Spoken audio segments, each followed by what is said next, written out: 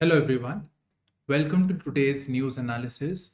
We are doing the Indian Express papers Chandigarh edition. Now today we have been a bit late in uploading this newspaper that we have due to some issues. So I'll just give you a brush up of what all things are there, a brief analysis so that you are up to the task about this newspaper today. So first of all, we have a major controversy that has erupted in Tamil Nadu with respect to the governor. So the Tamil Nadu governor, Mr. R.N. Ravi, so he issued orders to sack a minister from the state of Tamil Nadu. So the removal of a minister, fine. So the governor only removes the minister. But in this case, it is without the consultation of the chief minister. So the process is that the chief minister tells that so and so minister has to be removed or his resignation is required, and then the government issues the correct appropriate orders. But in this case, this procedure was not followed. And therefore, a big controversy has erupted with reference to the friction between the governor and the elected representatives of the state. The chief minister and the other council of ministers are elected representatives of the state. Okay, now this entire process of removal is actually coming from the Article 164(1) of the Constitution, and it has been described here. So we'll just zoom. So it says that it is the chief minister shall be appointed by the governor. So the CM shall be appointed by the governor, and the other ministers will be appointed by the governor on the advice of the chief minister. Further, these ministers hold office during the pleasure of the governor. During the pleasure of the governor. So clearly, the pleasure of the governor was not there, and the minister was to be sacked. But this pleasure actually is not about the mood or the swings. It's not about what the governor really wishes. It is what the chief minister advises the governor. The pleasure of the governor is till the time the pleasure of the chief minister is there. Okay. Now this controversy has erupted, taken place, and the chief minister over here is saying that he will seek legal action, legal opinion on the same. In the meantime, when all of this was taking place, the governor has put on hold his order for sacking of the minister. So that is also taking place. Now, in the larger scheme of things, obviously, the friction between the governor and the elected representatives of the state is a topic which can be taken up for GS2, and so you should know which all issues are there. This is one odd issue. We see it in West Bengal. We see it in Kerala, right? So now basically non-BJP states, because BJP is ruling in center. So non-BJP states, we see this friction. So it's about the institution of governor. That is one thing. Then the other thing is about the governor using his discretionary power. That is also one of the friction points. So this issue, not merely about removal of the minister, but this larger issue of the friction between the governor and the elected representatives of the state can be taken up. And for this, when you're preparing it, obviously you need to know the issue. Besides this, you need to know the judgments, the corresponding articles of the Constitution, the judgments of the Supreme Court. And besides this, the prior actions that have been made. So we have some recommendations as to how this problem can be resolved. So some committees like Sarkaria Commission, then the second ARC, and subsequently last one, Punchi Commission. So those can also be referred to. Now you can read any of these commissions, even the Punchi commission, since it is last, it must have incorporated the points from Sarkaria as well as the second ARC. So please read Punchi commission's recommendations. All these commissions are about center-state relations, and within center-state relation, the issue of the governor is also covered. So what recommendations are there? So yeah, so you'll have to check Punchi commission now. So all these points are required. Over here, we have only one judgment that is given, and that is the Shamsher Singh versus the state of Punjab. So this issue is a very long pending issue. So it has been challenged at the courts. So only one is mentioned, Shamsher Singh versus state of Punjab, where it says, where it defines the duties of the governor. So it says that the governor must exercise formal constitutional powers. Must exercise formal constitutional powers in accordance with aid and advice of their ministers. So the governor is a nominal head and acts in accordance with aid and advice of Council of Ministers for the most part. There are some situations which require discretion, but these are well known, well defined, and here also the governor's action should be predictable. This I am saying, right? So yeah, their actions should be predictable. So Shamsher Singh versus state of Punjab, this judgment has been referred to. Now UPSC in prelims does ask questions like the following judgment, which was in news recently, is associated with which of the following, right? So such questions are also asked. Or yeah, now others also have criticized their opinion on the governor's action. For example, Lok Sabha, former Lok Sabha Secretary General. So he has also said that it is perhaps the first instance of governor sacking an individual without the chief minister's consensus or without the advice of the chief minister. He cannot exercise the power, all those things. Okay. Now, why did the governor do? What is the governor saying on this, on all this which has taken place? So the governor is saying that the minister concerned, Mr. Senthil Balaji, he has been found guilty of money laundering, some corruption acts, and for that purpose, he is supposed to be arrested. Right? So he's supposed to be arrested. So he was to be arrested, but he said that there is some heart issue and he got some leeway from the doctors.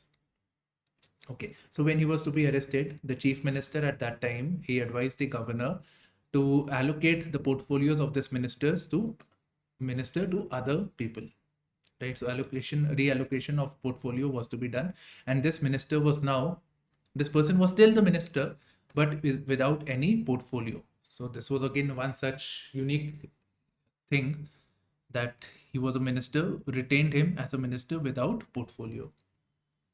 Now governor feels that this person having the status of a minister, he can influence the proceedings and everything, and this person is accused of serious offenses and therefore should not be a minister. So on his own prerogative, he removed it. So this was the issue. Okay, now we have move on to the next news.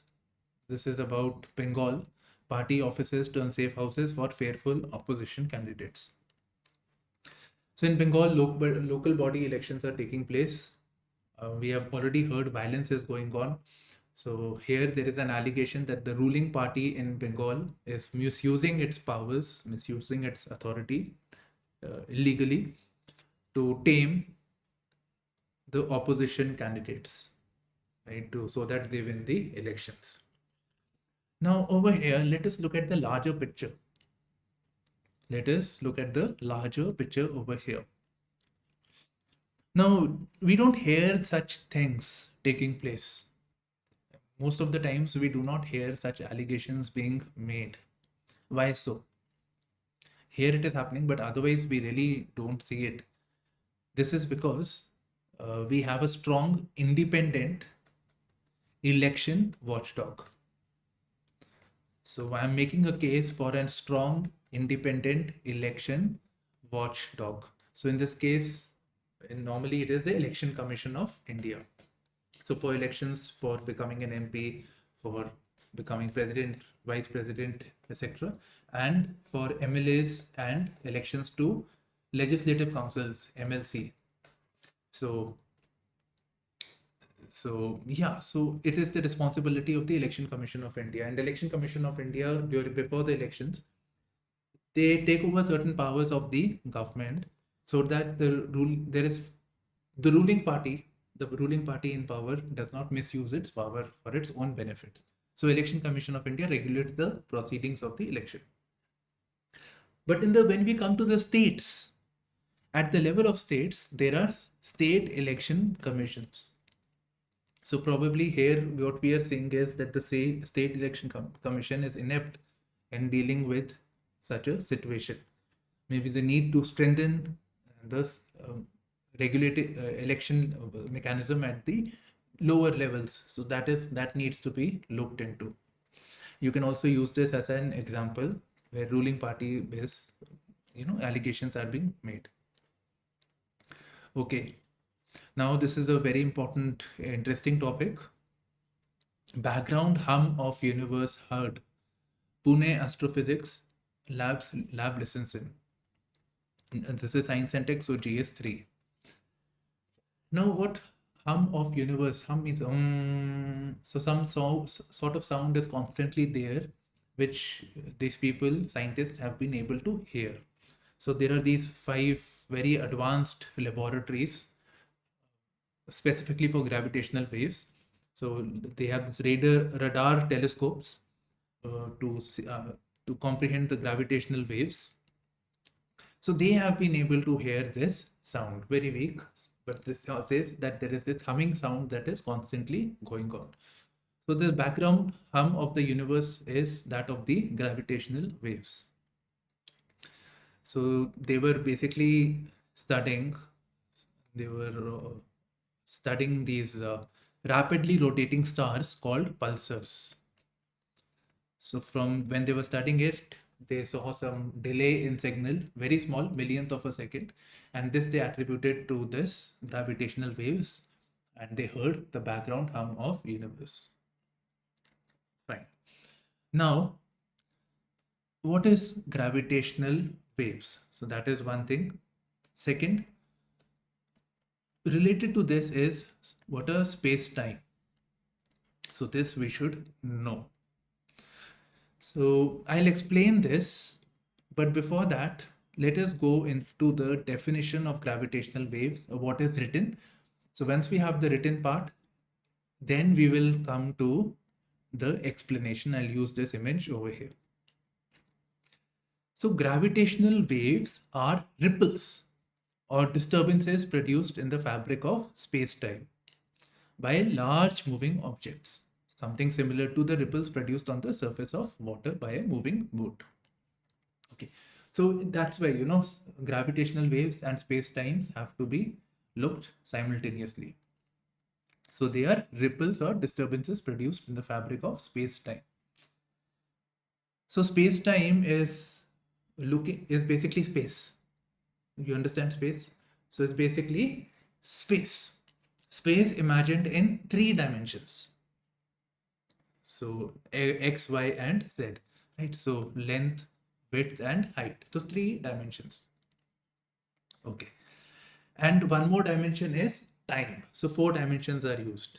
So 3 are with the length related things, length, width, height, and time. Okay. So yeah. And when we talk about space, normally our notion of space is that there are these stars and planet, and the space is absolutely transparent, inert, static. There is not a sense of nothingness. Actually, there is nothing happening. However, Albert Einstein proposed that this concept, this notion of space being of there is a sense of nothingness in the space, is actually wrong. Space is something like a soft fabric. Space is something like a soft fabric which gets affected by the weight of things on it. It is flexible, it is malleable, so it gets affected. It is influenced by events taking place on it. So space is not a sense of nothingness. There is a lot of, it's like a fabric. It is getting affected by any event that is taking place in space. Now let's come to the definition. Now let us understand this concept. So imagine this is space-time. This is actually space-time. So now to understand this, correspondingly imagine it's a bed sheet, any sheet of cloth that is there. So imagine bed sheet, it is being held by 4 people. So imagine this is a bed sheet which is corresponding with the space-time, right? And on the bed sheet, so one of your friends places a heavy steel ball. So when that steel ball is placed, and heavy steel ball, iron ball, whatever, so because of that weight, the ball will go down, and moment the ball is dropped, ripples would get created. It will affect the the corresponding area where the ball has fallen, right? So, and because of this thing will go down, other things will go up. Now imagine if there are other balls, there is another ball over here. If this ball goes down, it will get attracted towards it. Probably this is how the gravity works. And gravity, as we know, it is dependent on the mass of 2 bodies. So here again, the heavier body attracts the other body of mass. So that's how maybe the gravity is also functioning. Fine. So when this thing goes down, ripples are getting created, and this affects the overall space-time. It will affect the other bodies on it also. So these ripples that are created due to the gravity, these are gravitational waves. So ripples on the soft fabric, ripples on the space-time. It's very similar to what will happen on a bed sheet. So these are gravitational waves. Now again read it. So gravitational waves are ripples or disturbances produced in the fabric of space-time by large moving objects, sometimes similar to the ripples produced on the surface of water. Fine. And this space-time is flexible, malleable, and it is affected by the events taking place on it. I hope this concept is clear, gravitational waves and space-time. Now these gravitational waves, they are always there, but they are very, very weak. They are very, very weak, and therefore we are not able to really see it. They are not able to capture it. So this happened for the first time in 2015, where the first ever detection of gravitational waves was taken place. And this confirmed the theory that was that was put forward by Albert Einstein's general theory of relativity. So somewhere here it is mentioned, Einstein's general theory of relativity. So this was confirmed by this discovery of gravitational waves, and they are very, very weak. It is very difficult to actually capture them, but it is always going on. So this wave that we were able to see, the scientists were able to see in 2015, that was because of the collision of 2 black holes. Now black holes, you can imagine how much mass is there in the black holes. So when these 2 black holes collided billions of light years away from us, we were able to capture the gravitational waves, and then also it was very weak. Otherwise also there are, because of the movement of the planets, movement of the star, there are always some gravitational waves going on, but we are not able to really see it. Right. So this is it. So there is some background hum of universe. So this hum is always there because of the gravitational waves, but it is very, very weak. Now for detection of the gravitational waves, there are these 6 large radio telescopes that are based. So like LIGO, laser interferometer gravitational wave observatory detector. Then there is Pune based giant meter wave radio telescope. So there are these 6 institutions that are looking into this. Now coming to the exam point of view, there is one way of looking at this topic is what are gravitational waves and what is the significance of this discovery? How will it help? Right. So the main point is that it will help scientists better understand about the mechanisms of the universe. Right? What all events are taking place? How did this universe come into being? A lot of things, unanswered questions will be addressed. And yes, we always have that it proves Einstein's theory of relativity, right? It could help develop potential new technology. So all other things are there, but main issue is that it helps us in better understanding of the various events that are taking place in universe and understanding the universe in itself. Okay, so this is one way of it. Other way, not very confident. There is another way question can be asked where it says any of these telescopes, which is more commonly is in news, it will happen. It can ask us in that please tell us about the mechanism, how it works. So that can also happen because we have one example where the working of IRNSS, Regional Navigation System, was asked. Such question can also happen. Also, we should be prepared for both significance as well as this type of thing. Okay, we'll zoom out. Same thing is repeated here, similar thing. Background hum of universe heard. Pune lab listens in. So all these 6 labs were able to actually simultaneously, they reported this sound. Okay, urban floods. I have a video on urban floods, right, with all the facts, recommendations. I have posted it on the YouTube. So you can just Google urban floods, IASPrimers, you will get it. So I think that will be good enough. So, yeah. So situation doesn't seem very good. Punjab records 29% surplus rain, but 50% of its area still parched. So see, there is more rain taking place in the state, but 50% of its area is still lacking the rain. So moisture has not come, it is dry. This applies to the whole of the country. So we should keep in mind when we talk about monsoon, when they say there will be deficit monsoon or there will be surplus monsoon, we should keep in mind that there is also a factor that is distribution of rains, right? Is it affecting a few pockets or is it properly spread out? So that is very important. If it is spread out nicely, then even if there is a deficit, it doesn't affect as much. Because if we see a particular place having more and more of rains, then we have issues of floods, urban floods, farmers drowning, people drowning. So all those bad events take place because of that. This is about the sugar cane, the fair remunerative price for sugar cane.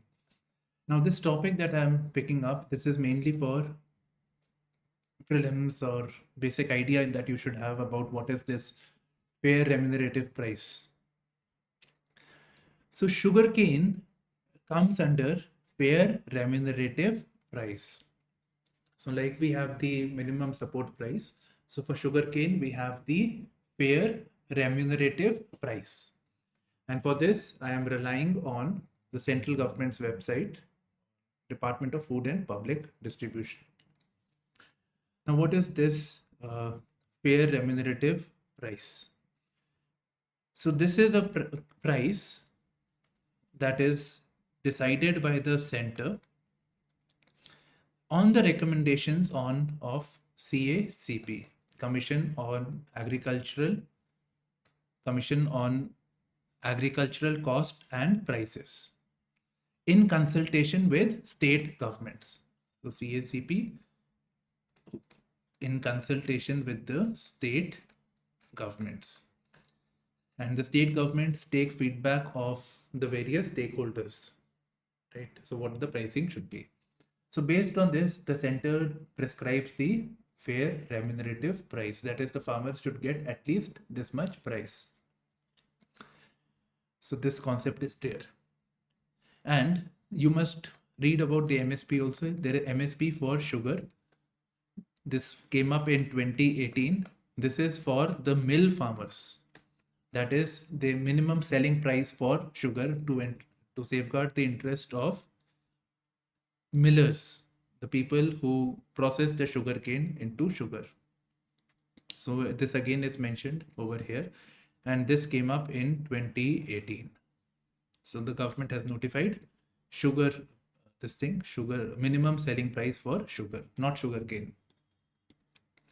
Okay, so this is the issue. Now the farmers are slamming this because the farmers are not happy with the FRP announced. They have only increased the price by rupees 10. Farmers have more grievances also. So farmers cultivate sugarcane. It is a year-long crop, and after this they sell it to the mills. The mills are required to pay them fair remunerative price.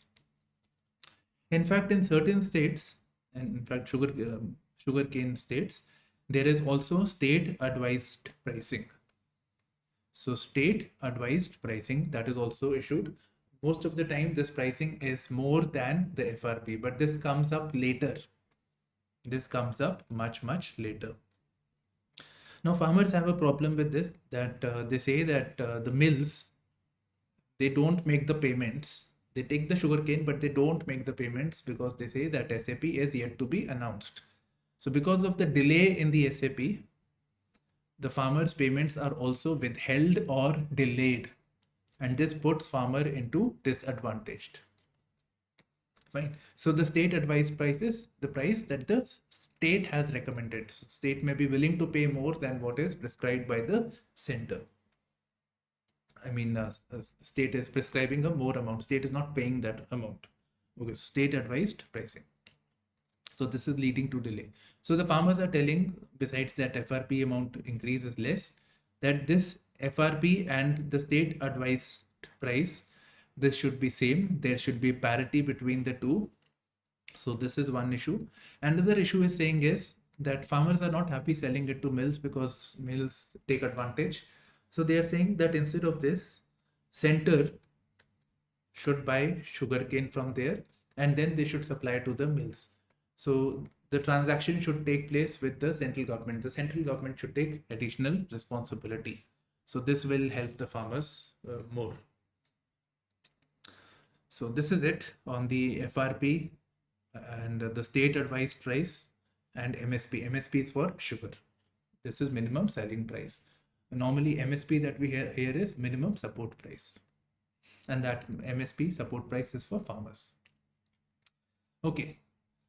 Soon, Prime Minister of UK honors Sikh World War II veteran in UK who's 101 years old with Points of Light Award, and I was interested in this for prelims. So Points of Light Award is issued by this organization, Points of Light, which is not for profit organization. So not government, it is a not for profit organization. Yes, the Prime Minister is giving it, but it is on behalf of this organization. And this organization, Points of Light, this award is in recognition of outstanding people whose service is making difference in their communities. Right, so this is it. So yeah, so this was about the Points of Light Award. Now very quickly, because the next important one is coming into the editorial and opinion section, but very quickly we should just go through the news that is there. Right, so moving forward. So in Tamil Nadu, government standoff comes to a head. DMK looks at legal options. Political news. Jet fuel exports to Europe is at all-time high, sets for new record high. So jet fuel is known as aviation turbine fuel. So India is, although India doesn't make it, but India refines it, and then it imports crude oil and refines it, and then it is exporting it to other countries, in this case Europe. So it is at an all-time high, setting a new record. So right, so things not very good in Manipur. Okay. Now we come to the editorial page. Now coming to the editorial page. So first of all, let's have a quick background of what all things are covered. So the UCC moment, we have discussed it number of times. I'm not doing it. Changing the game is about the NRF, which we will discuss. Then there is this no high table for women. It is about civil services, where they're saying that women are not duly getting high ranking posts. So some sort of a discrimination that is taking place in the past. So that is covered. Some important points we get from GS2 point of view, governance. Okay. GS1 also, role of women in society. So in that way also we can look at it. So this is what we are covering today. So let us look at the NRF now, that is changing the game. Yesterday we discussed this in detail. So today there is an editorial on the same. Okay. So government has said that they will be enacting the NRF bill, right? So NRF bill is there, and this NRF bill is about setting up of National Research Foundation, which will be an apex body, the top body, to promote funding. So it will provide funding and also mentor scientific research. So there are two dimensions to it. So one is about providing funding to higher educational institutions for research purposes, and other is providing mentorship. Now, mind you, when we talk about funding, do keep this fact that our spend on R&D is 0.7% of the GDP, and it is way short of other nations. Even developing as well as developed nations, we are at halfway point. So we are very, very far behind, and we need to improve this if we want to, progress forward. So that is important. Okay, so NRF is there, and this will be funding and mentorship. So this is the apex body. This is the top body. There will be other agencies also that is responsible for funding as well as mentorship. So all of them will then be put into the umbrella of NRF. That is what it means, apex body, top body. Now, what are the issues that we face? Why are we talking about setting up of the NRF? So some issues are mentioned. I'll go in the same order. So it says Indian scientists today work in silos. So Indian scientists work in silos. That means that each scientist is working for itself, for its own. Rather, we should have scientists that collaborate and cooperate on research. They share their findings and they work together.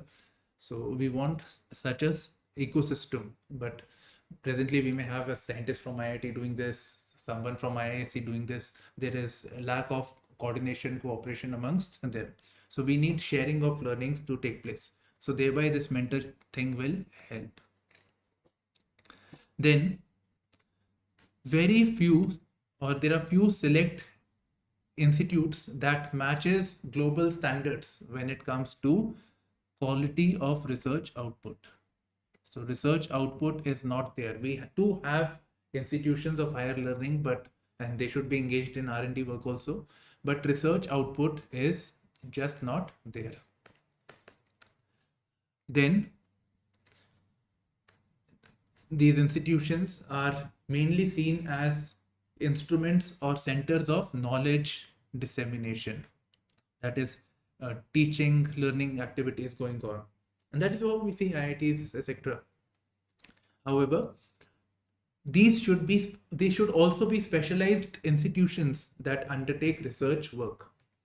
So presently they are only focusing on the knowledge dissemination. It should be do more, and it should be deeply invested in the research work. In fact, this is a goal that was stated in the new education policy 2020. Then We see that the elite institutions are preferred when it comes to access to funds, talent, resources. The elite institutions are favored. The funding also, more of it actually goes here. We want uh, other institutions which are not elite but good, they should also be getting the funding. They should also get the resources that are required. We want uniformity in the spread of funding. So that needs to be corrected. And NRF, it is saying that it will help do it. Further, the collaboration with industry is not there. In fact, you will hear of the bridge between industry and academia. End of the day, if any R&D is developed by a college or whatsoever, eventually it has to go to the industry. They will implement it. So industry does have a stake in research. So industry should partner with the institutions. They should provide funding and whatever resources are required. In fact, so this has to be corrected. So this NRF, first of all, in its governing body, there is a representation of people from the private sector. So that is one thing. And secondly, the NRF has funding of rupees 50,000 crores, which has to be disseminated in 5 years from 2023 to 2028. So that is the task of the NRF. Now they're saying of this 50,000, 50% should come from the industry. Okay, so that is there. Now, if all these things are corrected, we will have democratization. We will be democratizing the knowledge production ecosystem. Okay, so these are the points, main points. Now, why do we need all this? Why do we have to have indigenous research and everything? What is the requirement? Because we have to cater to India-specific challenges. So for country to achieve manufacturing sector competitiveness, we need our own R&D. For cleaning rivers, India related issue, cleaning rivers, you know, the river pollution is there. From weatherproofing agriculture, designing cities, smart cities, urban cities, so doing that. Then developing antidotes for emerging diseases, then having cutting edge technologies. So for all of this, we require our own research and development. We need to invest more on this. Now, when I read this, I find all of these issues are with hard science. And when we talk about the NRF is not just to do with the STEM sciences, right? That is science, technology, engineering. It is to do beyond this. Humanities and social sciences are also to be covered. So these are not mentioned here with the newspaper also.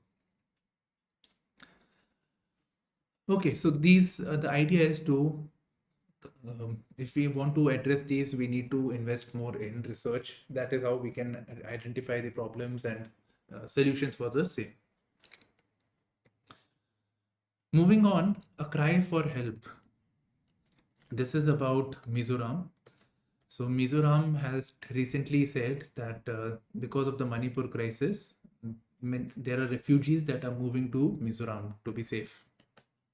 So Mizoram, the cry is for providing help, the funding and funding food and other relief material.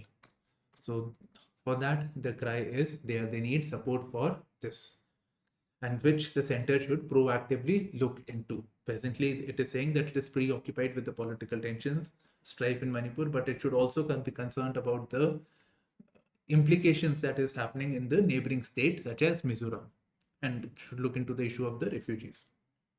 That's the main topic that they're saying. Now, besides this, it is touching upon another aspect. Like Mizoram, the state has very diverse groups of population coming from the Chin people of Myanmar. Then it also has Kukis. So Kukis in Manipur, there are also Kukis in Mizoram as well. So there are different groups of population. Then we have the Chakma population who fled persecution in Bangladesh. In fact, the Chakma population, there is a tension of the local indigenous people of Mizo with the Chakma people. So there are people of diverse groups settled already over there. So somehow the balance has to be maintained when we are identifying the solution to this issue. Balance has to be identified so that the ethnic strife does not take place amongst the different groups of people. So we need to be sensitive towards this aspect of Mizoram as well.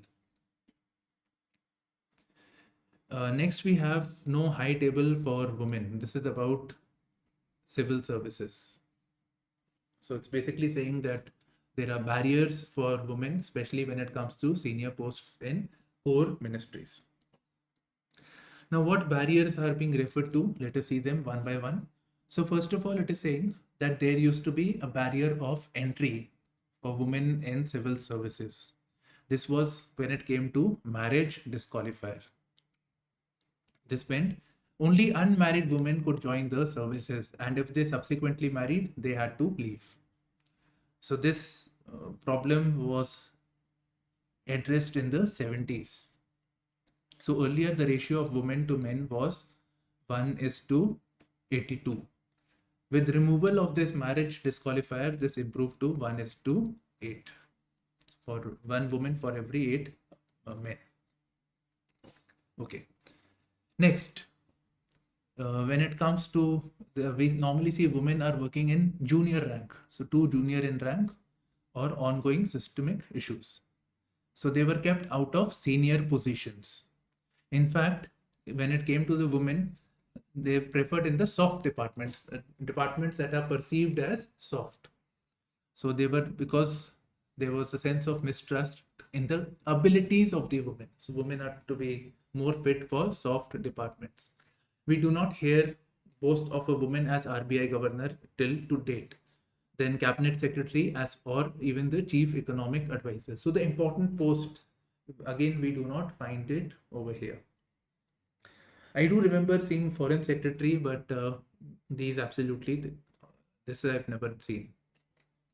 Okay, so these are the issues.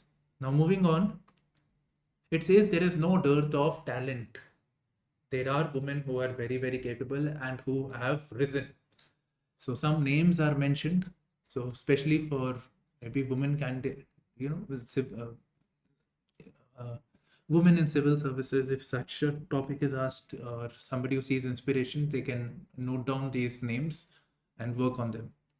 So there is reference of Renuka Vishwanathan, the first woman district magistrate in Karnataka. She was more qualified than the degree of a doctorate. Then we have Miss Sudha Pillai, who was robbed of the chance to become India's first cabinet secretary in the aughts. Aughts means 2000 to 2010. So Sudha Pillai may have, but it didn't happen. Then we have Janaki Katpalia, right? So then Vandana Agarwal. So there are some names who have achieved very well in this field. So there is no dearth of talent as such. Now, in the present times, we see a great deal of improvement. Then this exam that took place, 933 candidates selected. Of them, 320 were women, the highest ever, and in the top 10 ranks, 6 were women. So hopefully things may change, but these issues are there, which has to be looked into. We need to be sensitive about it. Okay, now fighting fire with fire. This is about the Obama thing, which he said, right? So yeah. So then, yeah. Now we come to the international section. I'll just rush through this. So the world page. Satellite images appear to show new build-up at Wagner base in Belarus. Fine. So Wagner, we know that this is a mercenary organization which used to work with Russia, which helped them in Russia in various wars. So the Wagner group went into a mutiny against the Russian government, the Russian military, and they were going towards Moscow. So they had a problem. In the meantime, there was some sort of a truce that happened, and it was decided that the Wagner group will move towards Belarus. So they will move towards Belarus over here. Now in Belarus, what we are seeing is there are satellite image that the earlier vacant military sites, military facilities, they are now preoccupied. In fact, there is a greater density, indicating prevalence of the Wagner group. Now there is a concern being raised that if we just imagine the map of Ukraine, Belarus is on top of Ukraine. To the west, we will have Poland and other countries. So if we have the Wagner group, Russian military, we see the influence towards the NATO countries. So this may be a bit of a tension point over here. EU leaders to debate Russia uprising, vow support for Ukraine. So this Russia uprising that is mentioned, this is about the Wagner group itself. And yeah, I mean, what are the risks? Is it good? Is it bad? Whatever, they are going to look into it.